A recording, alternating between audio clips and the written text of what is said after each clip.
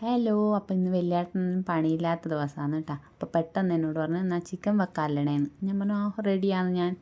അങ്ങനെ ചിക്കനെല്ലാം വാങ്ങി വന്നിട്ടാകുമ്പോൾ ചിക്കനും ചോറും ഒരു മാച്ച് ഉണ്ടാവില്ല എന്ന് എൻ്റെ അച്ഛൻ പറഞ്ഞു. എന്നാൽ നമുക്ക് നെയ്ച്ചോറ് വെക്കാം. അപ്പം ഞാൻ കറി വെക്കാനുള്ള പരിപാടിയെല്ലാം ഞാൻ നോക്കി. നെയ്ച്ചോറ് വെക്കാൻ അച്ഛനും ഇറങ്ങി. അങ്ങനെ എല്ലാവരും കൂടി പെട്ടെന്ന് കുക്കിംഗ് എല്ലാം സെറ്റാക്കി വെച്ച് ചള്ളാസും പപ്പടവും അച്ചാറും എല്ലാം റെഡിയായി.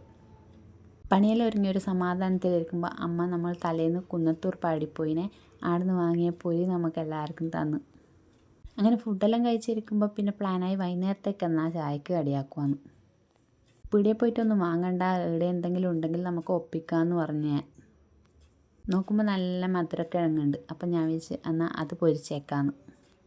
എന്തായാലും ഇന്നത്തെ ദിവസം ഇങ്ങനെയൊക്കെ പോയി. വീഡിയോ ഇഷ്ടമായാൽ സബ്സ്ക്രൈബ് സപ്പോർട്ട് ചെയ്യാൻ മറക്കല്ലേ. പുതിയ വീഡിയോസുമായി നാളെ കാണാം. Tata bye bye, see U.